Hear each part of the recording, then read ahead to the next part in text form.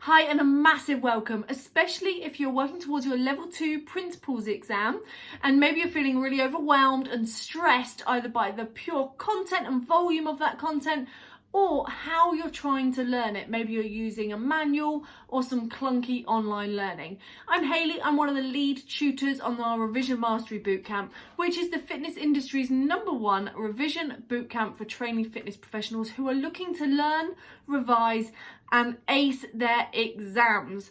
So hopefully that is you, and if it is, you are in the right place. We've worked with over 7,000 Fit Pros to help them pass their exams with confidence and to help them feel like they are really absorbing the information in an easy to remember way. I want to invite you to a 40-minute web class that's going to follow on straight away now.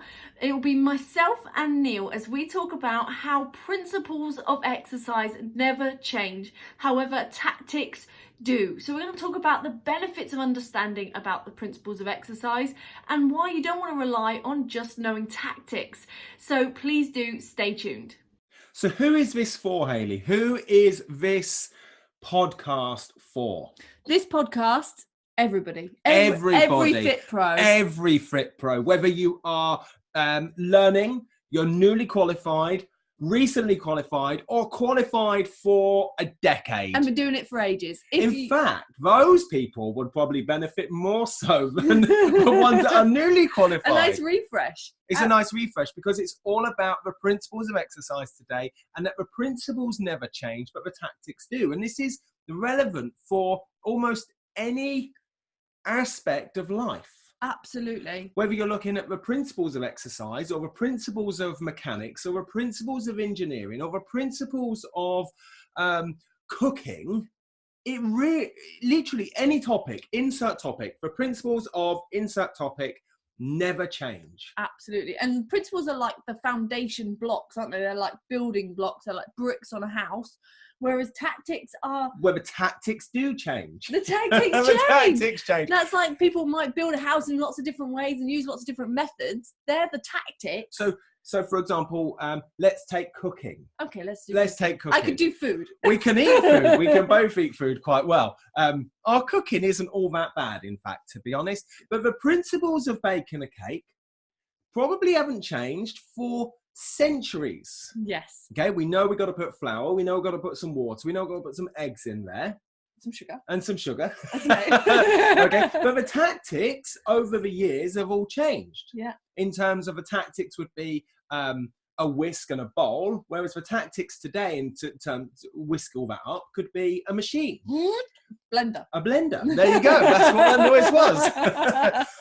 The principles of exercise never change, but the tactics do. So if we, rewind 5, 10, 15, 20 years, the principles behind getting in great shape, the principles behind losing weight, losing fat, or gaining muscle are exactly the same as they are today. Yeah. We haven't evolved in the last 20, 30, 40, 50, 100, 200 years. The human body, from an anatomy and physiology perspective, hasn't changed, but the tactics in which we apply those principles have and can change going forwards. Yeah, and there'll always be new things. There'll always be new trends. There'll always be new equipment. New trends, exercises, new approaches. And they're the tactics. So they're the things that we're talking about that are tactics. And a lot of Fit Pros rely on these tactics a lot. Yes. So they'll go, well, I need to make my sessions for my clients a little bit more funky. So I'm going to use this new equipment, or I'm going to use this new exercise, or this new training system. I reckon I get asked on student support for Parallel daily, Neil, do you have more exercises for the shoulders? Neil, how would I work the legs in this situation? What do you make of this bit of kit? And I'm kind of thinking, I sit back and I think, it's all very well and good. I appreciate that variety is necessary for the client. It, holds back an element of boredom, holds them a bit more accountable, adds a bit more spice to a session.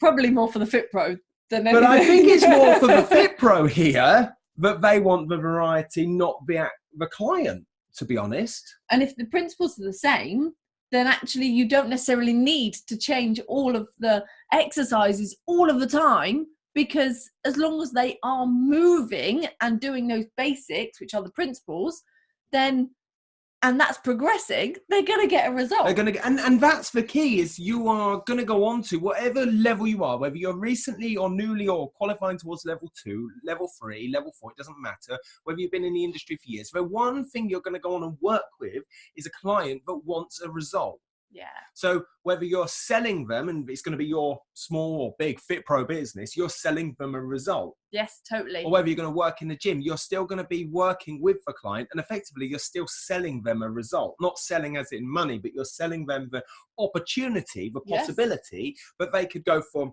where they are now to where they want to be, which is a result. That's the result. Yeah, you're selling them into that concept of you can do this. You can believe in them. And with that, you need to sort of create that progression to give them that result. So what we find as a big problem always with Fit Pros, as you bring it back to the main thing we're talking about, is that they focus on the tactics too much and forget that the principles are even there, or they didn't really learn the principles. And that builds up to a huge amount of overwhelm because you don't understand the progress or the regression that goes into it. Which is why at level 2 and level 3 yoga and level 3 Pilates, the principles of exercise is a foundation block of knowledge that is programmed into that particular course. That's the importance of principles. Yes. Just like building a house, it would have a foundation. The foundation to level 2 gym, which is a prerequisite to go on to personal trainer. The foundational block for exercise to music, aqua kids, level 3 yoga Pilates is principles. Yes. Because that block of knowledge teaches you the principles to have logical progression, teaches you the principles of exercise to program and plan around someone's goal in a really smart, effective way. Absolutely. And we get a lot of people that are, say, doing principles or yoga, that Pilates or yoga, unless they go into principles it, or yoga. unless they go into it, they sit down for the principles learning, and they get really overwhelmed by the fact that this is talking a lot about planning, talking about warm-ups and cool-downs and lots of language that maybe is more gym related or PT related. That's a really good point. Yeah. And it gets really overwhelming, but actually they've not seen all of the progressions and regressions and all the principles that their Pilates instructors over the years have still been putting in place behind the scenes. Maybe this is a really good thing to touch on, actually. So many people start out in fitness because they've had their own transformation themselves. Yeah. Maybe they've liberated their brain from stress. Maybe they've dropped a ton of weight. Maybe you've done your first marathon. I don't know. You've got your own unique story of why you've been inspired to start in fitness. But what you've seen, the likelihood is your coach, your instructor, the people at your gym have dished out a number of exercises without a huge consideration for the principles behind it. So you just see the surface. So you just see the surface. It's that classic meme that you see floating around on social media with the iceberg. Yeah. You know, with the waterlining, you just see the top part, which is the tactics, but underneath all of that are all the principles. Oh, I love it. Okay? Yes. So the principles there. So if you've had a great result, your own transformation, you've been exposed to loads of principles without maybe knowing, but ultimately you've been dished out a series of exercises in a very specific way, in a very specific order, for a very specific reason, to get a very specific result. Nice. And therefore that means that your instructor that's put that together, or you as the instructor that's put that together, has done it very logically. And that means that you can achieve progression and regression. You can achieve your goal and your outcome. And if you currently are a Fit Pro and you're feeling overwhelmed by planning, you don't know how to guarantee a goal for your client or an outcome, and you don't really understand how to progress anything or what to apply, and you're just looking for exercises, it's a sign that you're probably focusing on the tactics instead of the principles. And that's something I hear an awful lot, again, is learners reach out and they ask, I've lost my trail of thought. What was your last point? That you're focusing on the principle, on the tactics instead of the principles. If you're feeling overwhelmed by planning, if you don't know how to guarantee a goal. That was it. I got it. Is they say a lot of learners reach out and they say, I've seen this local boot camp and or online training, and they're guaranteeing results. And they go, well, we can't guarantee a result. How can they guarantee a client's result? They can't say, you know, you're guaranteed to get a stone off in a month or whatever it might be. There's some radical claims out there. I'll give them that. But if you follow the principles and you have logical results, you can clearly say, if the client follows X, Y, and Z and does the work and is held accountable, they will get this. So, for example, if a client trains 3 times a week, okay, drinks certain X numbers liters of water, gets a certain amount of sleep, gets a certain amount of recovery and rest, we know that that is the recipe, just like baking the cake, okay, to weight loss, and they sit in a calorie deficit. Perfect. So we could say they're going to lose, let's say, between 1 and 2 pounds per week, which is the NICE guidelines, National Institute of Clinical Health and Excellence. So we can say, right, if I lose, let's just say real conservative, £1 a week across a 4-week period, that's £4. So I could sell an 8-week program and say, you're going to lose £8, which is just over half a stone. Now I can have a very clear claim. Now we know that some clients aren't going to fully engage and might not turn up, and life throws stuff at them that they might not be able to attend all the sessions. And so some people might achieve slightly less and some people might achieve slightly more. Yes. But that's where the guarantee comes from. And I hear a lot of... It's based on science. It's based on fact. It's based on science. And I hear a lot of kind of fear and a scarcity and a lack mindset in learners when they see these claims. They go, you can't do that. You can't do that claim. And I'm like, but they can, because they're applying principles. They're applying science. So it works. And there's a huge possibility here. So you can shift it from that problem point where you're feeling right now overwhelmed and you're feeling like you don't know how to guarantee that goal, like Neil was saying. But now you can shift that to saying, well, actually, if I focus on the principles and not the tactics, then I can apply my knowledge to the goals. I can apply all goals. I can apply my knowledge to all of my clients, like regardless of their goal, regardless of their ability. I can apply my knowledge to getting that set outcome. There's one key theme that keeps coming up.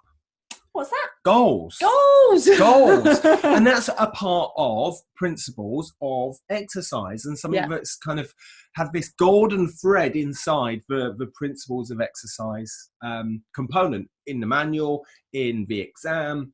It's goals, and it's understanding SMART: specific, measurable, achievable or attainable, realistic and relevant, and time bound. And there's lots of different approaches to the acronym, but if we understand the client's goal, where they are now and where they want to be, and understand the goal of that, we can start applying principles. Well, in your analogy of the iceberg, that's like the very base part of your iceberg. You've got to have the goal before you know what principles you can apply, and then you've got to know that before you can apply any kind of tactics. We've thrown this word out, principles, like loads, but what the hell is principles? Principles is that foundation structure. It's the rules behind the rule book. I love that. It's the rule book. Like Neil was saying, it's the recipe that goes into the cake. It's the foundation level of your iceberg, however you look at it in those analogies. Name me a couple of rules, just so we can add some more context to principles. What in principles of exercise? Principles. So if I had a rule book and I said principles, what type of things are going to come up? Types of things you're going to need to know about goals. You're going to need to know about how exercise affects the body and the adaptations. You're going to need to know about the components of fitness. So we're talking about cardiovascular training, muscular strength, muscular endurance. We're talking about flexibility, body composition. They're the ones. And then you've also got the other components of fitness, which are the motor skills. So we're talking like speed, power, agility, coordination, balance, reaction times. Pretty good. Right? I love it. Right off the tongue. Yes, exactly. And knowing them to that level, that you're not just training somebody just CV all the time. And that's really important. They're all the principles. So, I just wanted to add some context. Yeah. That's what I wanted to do. They're all these little rules that set up that basically say, because you know X, so that's the science, therefore this is the outcome of what will happen. Yes, cool. Principles. Wicked. And these same principles apply to all modes. I'm going to get that out there right now. So whether you do PT, whether you do one-to-one, whether you do circuits, whether you do gym, whether you do Pilates, whether you do yoga, whether you do HIIT classes, the same principles apply from the very beginning all the way through. So don't like quite often it can be easy to go, oh, but it's different for me because, and actually it's not. Because I'm a snowflake. I wondered if you do snowflake. Because it's really easy to go, it's different for me. And I hear this an awful lot. I only want to focus on, say, core, or focus on a certain part of someone's goal, which is fine. And you are therefore just one part of the principle of that person achieving a particular goal. Yes. And that's where you would need other people to come in, other trainers, other coaches, to get X, Y, and Z if the client truly wants to get their goal. Exactly. And actually this reminds me of that. I had a conversation with a learner, I won't mention her name, but she's really, really driven and so creative and imaginative, and she literally has laid up so many skills as she's been training. She's got PT, she's got circuit, she's got Pilates, lots of different skills and lots of health related skills as well. And she was like, well, do I run a circuit class, or do I run PT, or do I run Pilates? Which mode do I follow? And I was like, well, actually, all of this is knowledge you own. So whatever you call it, just call it anything, you can amalgamate all of those skills into one thing. Yeah, it's love not it. standalone. It's not, I just do circuit, so I just do one-to-one, or I just do Pilates. The reality is, when you've got this skill set and you wrap principles, I put all of my skill set, all of my knowledge into a bundle, and I have this golden thread which is known as principles, and I wrap it around it and I pull it in. I can apply circuits Pilates to one-to-one. Yeah, totally. Yeah, exactly. And that's kind of just a really nice way of saying, well, yeah, principles are the same. Principles apply to everything, and they are all in your knowledge. You own it all, providing all of that knowledge is wrapped up and deployed within principles. Yes, that's the key. Yeah, that's the key. And I think there are 4 kind of golden nuggets of principles that you kind of need to know regardless. I know that we touched on those a minute ago. So like 4 key golden nuggets. There's more than that. But if you aren't sure right now, maybe you're recapping your knowledge, just knowing these 4, I think, would be really, really beneficial. Yeah, wicked. Let's jump in then. So first one is to know the effect of exercise and adaptation. So this goes straight back to anatomy. Straight back to anatomy. Oh, he had to get it in there. Without understanding the anatomy of the body and then the physiology of how the body works, we can't really consider principles or the tactics of how that exercise, how a squat or a burpee or a downward dog is going to affect the body and the outcome we're after. Yes. Yeah, exactly. Which is why anatomy and principles are 2 exams that sit at level 2 and are the prerequisite for every qualification. Everything. Exactly. And if you know those adaptations, that comes again, ties in with goals. So I think this first principle that you need to know about, the effect of exercise and the adaptations that you want to see, link into the goal that you want your client to have. If you know the goal, you know the adaptation, you know the effect. So my client, hypothetically, let's just say, is a stone overweight, and they want to lose a stone. Yeah. So now I go, well, goal is weight loss. The goal is weight loss. What is the adaptation that is necessary? Therefore, I can go to the principles and think, right, inside anatomy and physiology, what must change from here to over here? Yes, and it will give you clues to follow, and it'll give you rules to follow. And rules. And that's the rule book. Exactly. Cool. So is that an effects of exercise? Yeah, exactly. How does exercise affect the body? There you go. Yeah, so you need to know that. And the second section would be about then knowing the components of fitness.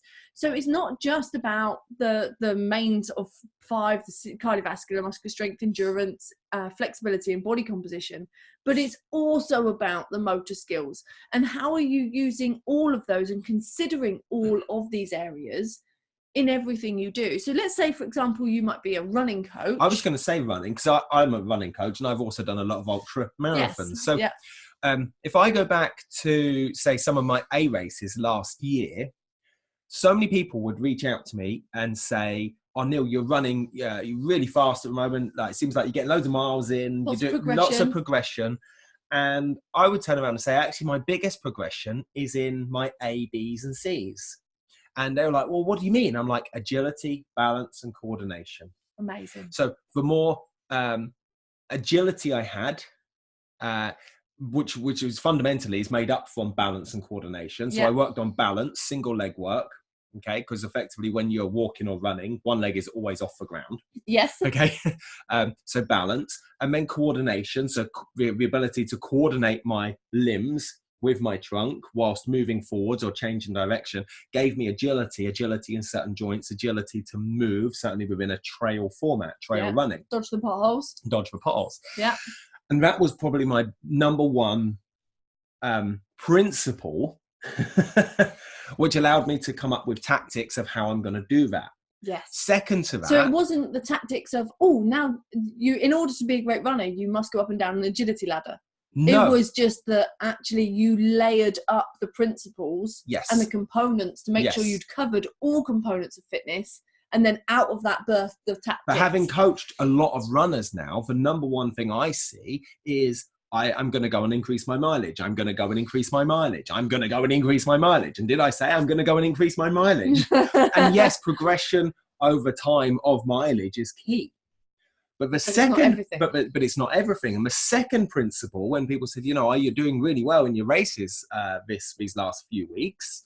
I'd be like, what's the secret sauce? And I was like, it's a principle known as flexibility. Yeah. So the more flexible I was, the more I recognized tight and weak muscles around the body, I could alleviate the stress of running, because running is a sagittal movement. And muscles there's so much repetition. Muscles become overused, somewhat misused. And others become underused. And so through flexibility, I was able to kind of alleviate the stressors of exercise, because exercise is a stress on the body. What I love there is that you've literally explained all of the components of fitness. Obviously, you can, and the strength work in there as well. My work is done. And it shows that in order to get a successful result, you do need all of the components of fitness in there. So I've worked with lots of like Pilates and yoga instructors that would say, well, like, why aren't my clients getting the result that they want? I'm like, well, remember about all the other parts. If in Pilates and yoga you just focus on flexibility, strength and endurance, you've missed out the cardiovascular and the body composition. Yeah. So what advice can you give your clients to do outside of your sessions? Is it about getting that calorie deficit for the body composition? Is it about walking a couple times a day? Yeah. Is it about working on their balance? What do you need to do? And maybe this is a breakdown of some beliefs as well. So what I mean by that is, and I don't want to just I'm not picking on, say, the yoga or Pilates world here. I think all disciplines are relevant here. CrossFit, box studios, you name it, all circuit classes, spin classes. If we just focus on our main discipline that we enjoy most, and we neglect the others, and then when we question why aren't the clients getting the results, remember, as a fitness professional, whether you're level 2, level 3, level 4, it doesn't matter what you've done, it's your responsibility to deploy all of these principles, even though you say specialize in flexibility and muscular strength through Pilates. Yes. Because you've done a qualification that holds principles of exercise. Perfect. There we go. Exactly. Yes, it's across them all. Yeah, we can't sit there as a health, fitness, well-being professional and say, this is what I do, and I'm not going to do all the rest, because I want to get the client's goal. It's much more holistic. It's much more holistic. And it's okay, actually. I want to step back and actually call myself out. That it could be okay if you say, well, I'm just focusing on flexibility and core strength. Yeah. And I have X person over here that deals with the client's cardio, and I have X client over here that deals with agility. Great. So there's ways around it. Yeah, exactly. As long as they're getting everything somewhere. Yeah. And then the third section to focus on, number 3, is to know the key variables of progression over the weeks. So for this, we use FIT. And frequency, intensity, type, and time. And you even mentioned this a moment ago, because you were saying about that runners maybe just increase the mileage. They might just be increasing the time that they're running for, basically. Which would in turn increase the intensity. And frequency. And the frequency, potentially.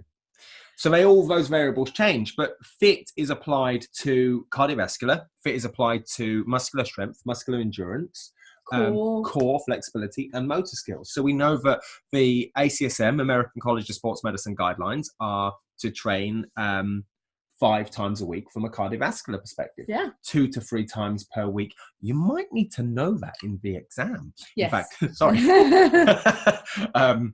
It's not for me to suggest. Probably everything we've mentioned though. That's what I love about the content we dish out, whether it's on our blog, our podcast, in the Revision Bootcamp. Yeah. It's not, we're not telling you. It's all in your manual anyway. Yeah. We're just giving it to you, hopefully in a really fun, easy to absorb way. Absorbing. I found it hard to say that in the, anyway, where were we?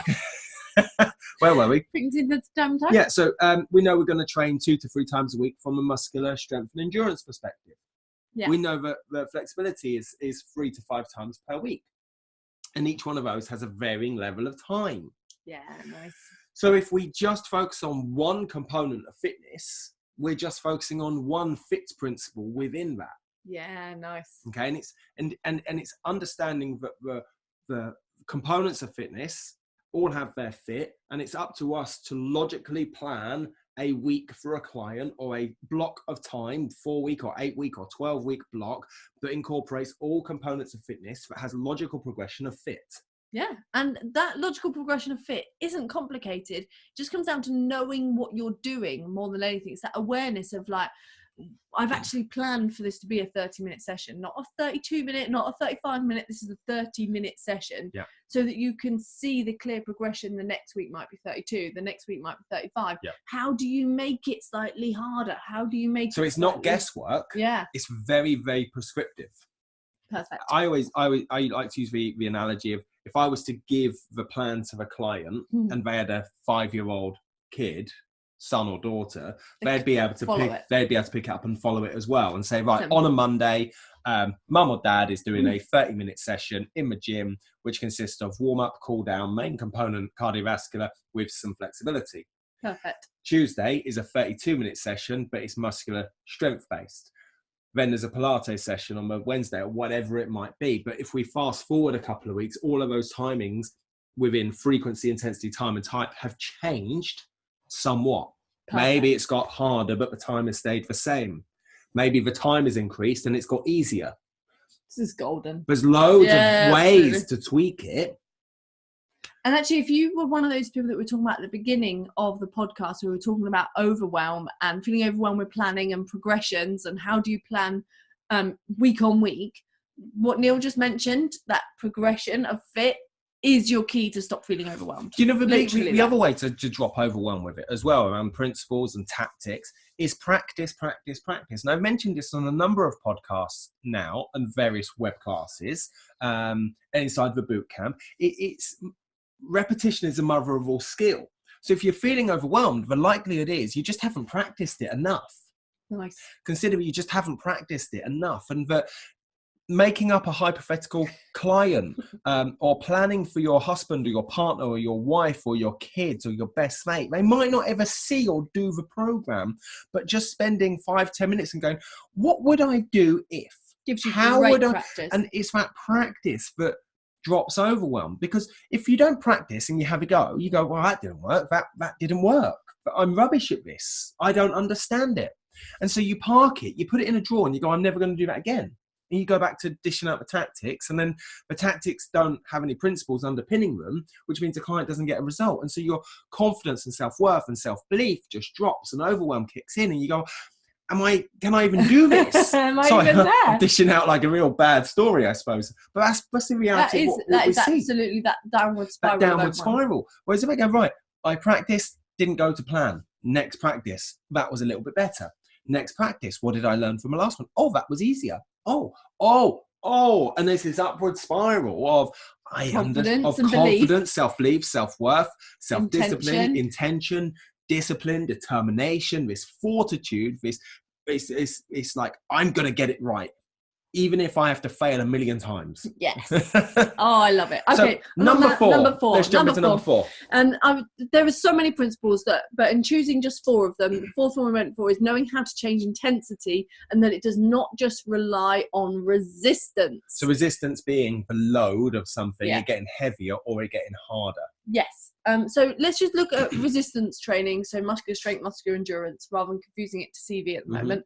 So with those, let's take, for example, a bench press. People are doing their bench press and you've got your client on the bench press. To progress that week on, week out, you don't have to just go heavier. He doesn't have to go 60 kilos, 65 kilos, 70 kilos, 75 kilos. There's something else he can do. And this comes down to knowing your 5 Rs and 1V. What I like about that, it allows the client to drop any level of ego.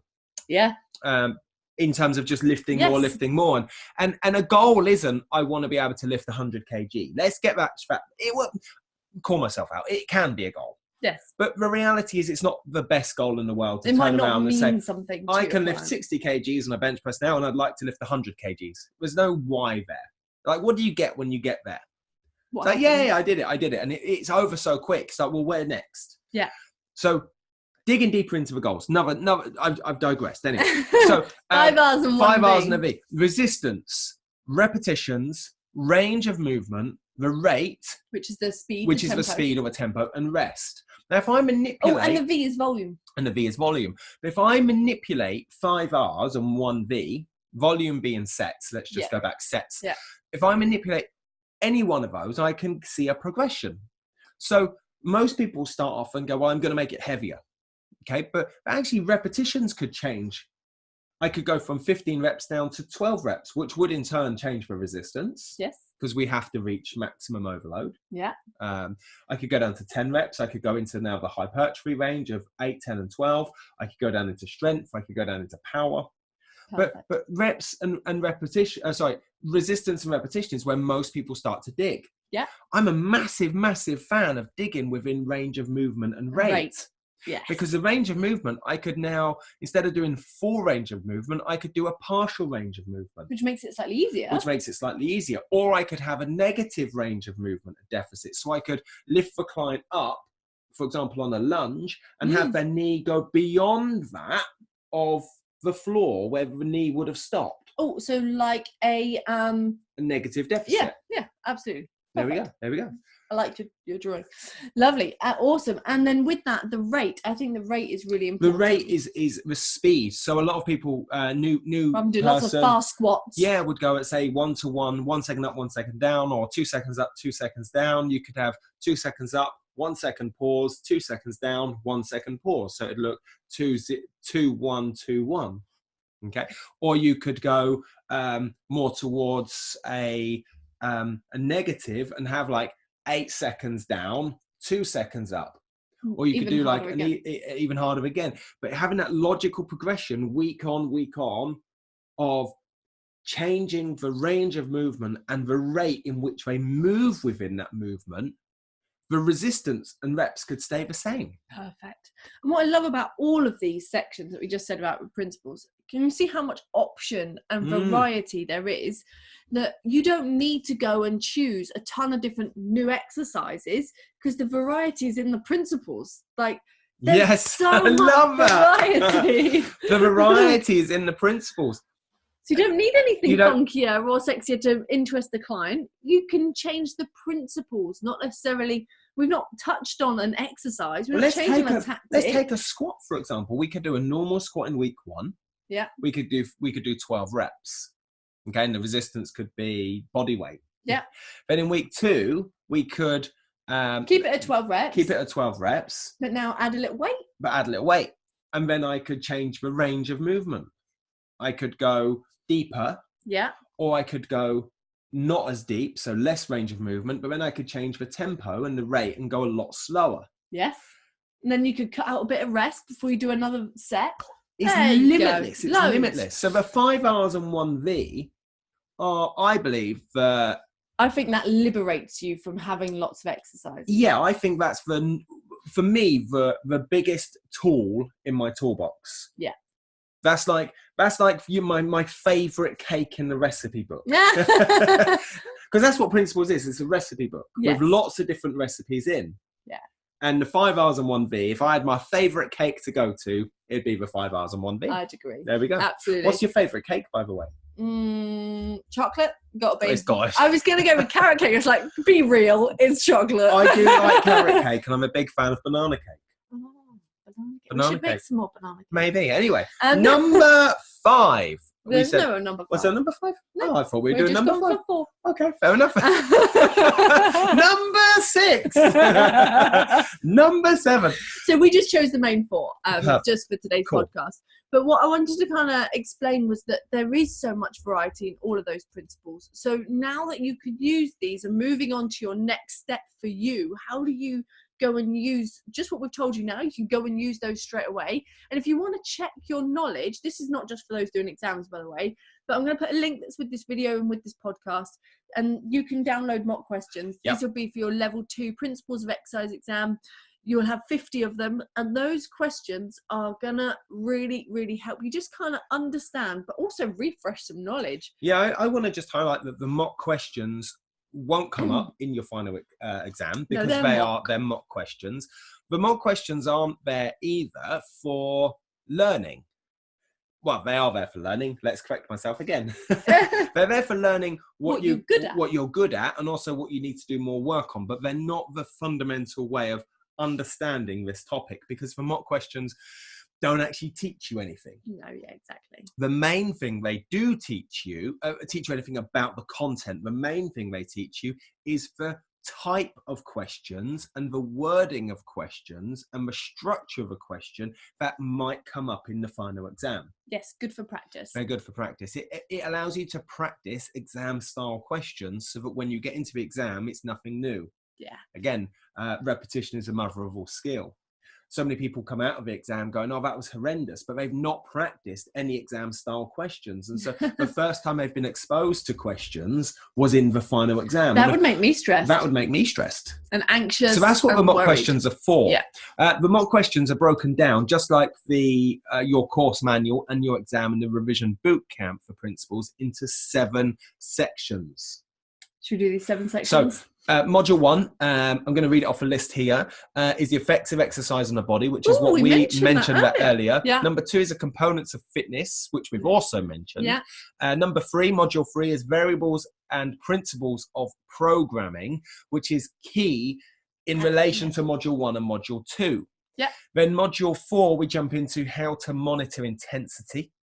Which comes back to kind of the 5 R's and the V. And cardiovascular intensities as well. and flexibility. And this is relevant again for all disciplines. Yeah, amazing. Module 5, the health benefits of physical activity, which also understands an element of goals as well there. You know, where the client is now from a health perspective and where they want to be. And ACSM guidelines. And ACSM guidelines in American College of Sports Medicine. Module 6 is exercise contraindications and special populations. Some words in there. Yeah. Exercise contraindications. Hayley, what is that, please? The word contraindication is just saying that they cannot do, basically. So it's basically saying what exercises can special populations not do. So what are their limitations? What kind? So inside level 2, for example, doesn't matter what level 2 you're doing, it covers an element of working with younger populations, older populations, elements of disability and pregnancy. So exercise contraindications. What can't a pregnant lady do? Yes. What can't somebody with a particular disability do? And this really sums up that they are the rules, they are the principles. Yes. And this allows you to have very, very clear black and white rules, guidelines of saying who you can and cannot work with. Perfect. Which is really, really it's a principle. Let's face it. It's the rule. It's the rule. And then module 7 is the importance of healthy eating. So again, it's a level 2 principles of exercise is a level 2 exam and level 2 qualification. Always for principles for level 3 yoga and Pilates, which are obviously 2 different courses. We understand that. But it's the importance of healthy eating and understanding that what goes in the body affects how you think and feel and act. And remember, it was one of the components of fitness was body composition. Which is most affected by calorie deficit and healthy eating. So your nutritional fitness. So healthy eating and understanding the principles of healthy eating, which I think are quite, what's the word? Not logical, but quite... I think they're quite simplified and straightforward. Yes, and I think they're overlooked because of their simplicity. And we, with the social media and the media have this kind of be in the bonnet of what you should or shouldn't be well, eating. there's a whole load of tactics just in healthy eating, isn't Yes. there? Like the principles behind it, like you said earlier, was drinking so much water, eating so many fruit and veg, eating so many fish a week, blah, blah. But the actual tactics that people have been drawn to year after year in different ways are all of your fad diets. These are your cabbage soup diets and your Atkins and your whatever else. They're the tactics. There's someone going, this is how you can do it. And it might work for someone. Might not. Completely. So module 7 is the importance of healthy eating. And it's your ability to take all of its knowledge from all 7 modules, wrap it all up inside your planning and working with a client in a really safe and effective way, where you can say, if you work with me, I can guarantee this result in X, Y, and Z, because that's your goal. Yes. And that's what I love about principles, is it gives you the confidence, it gives you the knowledge, it gives you the self-belief, the self-worth, and ditches all of the overwhelm of like, what do I do? And certainly if you're starting out in fitness, it's that I've had a great transformation myself. I really want to help others, but what do I do? What do I actually do with this? And we've had lots of people join our level 2 Principles of Exercise Revision Mastery Bootcamp, which includes all of these 7 modules. We've had lots of people join it that are training to be fit pros and got to do their exam, but also those that are already qualified come back and do the Principles of Exercise because they realize they've still got that overwhelm and they still don't necessarily understand the principles. They didn't really learn it. So by going through all 7 modules, they can go through them all in under 8 hours, which is a great way of being able to recap and repeat knowledge and really refresh to make sure you've got those principles nailed, which just makes such a difference to planning and goals. So I want to invite you to join us inside the Principles of Exercise Revision Mastery Bootcamp, where you get immediate and instant access. You get lifetime access as well. So any updates we do around the new syllabus changes to ensure those principles are constantly up to date, which they do change from now and then through the ACSM guidelines. You get instant and lifetime access, which I said. You get 7 modules. Each module comes with a downloadable cheat sheet, which has, again, questions to test your knowledge as you go through the actual video. There's some tasks in there as well to do with clients and things as well. Some unseen mock questions. There's some bonus videos for 6 bonuses at the moment as well, with learning secrets, instant passing hacks, which again allows you to drop the overwhelm of doing the actual exam and breaking it down and making it really simple. Everything's downloaded to MP3 and MP4. You can probably tell, like, I'm sold on it because I know I've seen so many learners, thousands of learners, literally over the last couple of years, 7,000 plus learners, come into the boot camp massively overwhelmed and walk out of their exam and gone, that was quite easy.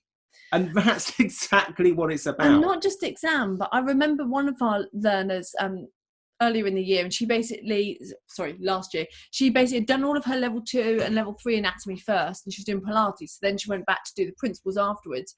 She started the principles, she went, oh my God, that makes sense. How have I gone so long without knowing this information? And I was like, awesome. And it kind of sums up that it does draw together all the knowledge you had from the anatomy, but also the knowledge you have from knowing your exercise and your programming and your instructing. And it brings all that together with the rules and the foundations. And like Neil said earlier with that iceberg, it's the bit under the water. Your clients aren't going to see that you know this, but they will get the result that shows that you know this. And the results is what you're after, is what results is what matters. Yeah, completely. So with that said, any questions you do have, please do reach out. Depending on how you're listening to this, maybe you're listening via video, which is cool. Maybe you're on Spotify, iTunes. Drop us a like, a comment, a share. A 5-star review would be wicked if you've enjoyed this, and let us know what you enjoyed most. You can, and if you're watching on YouTube, don't forget to subscribe. Yeah, completely. And you can reach out to us at any time on student support. It doesn't matter whether you are a learner or with us or with another provider. We're here to help. info@parallel-coaching.com. And outside of that, we will see you next time. See you later. Bye. Hi, I'm Neil Bergman. And I'm Hayley Bergman. Over the last 10 years, we've helped thousands of fitness professionals to get qualified, learn with simplicity, and coach clients with confidence. We're the first to say that learning and being a Fit Pro doesn't have to be hard work, and that with the right structure, support and resources, you can become a confident and knowledgeable fitness professional that is dedicated to more. So how do you learn, qualify and kickstart as a Fit Pro? This is the Fit Pro Sessions podcast with Parallel Coaching.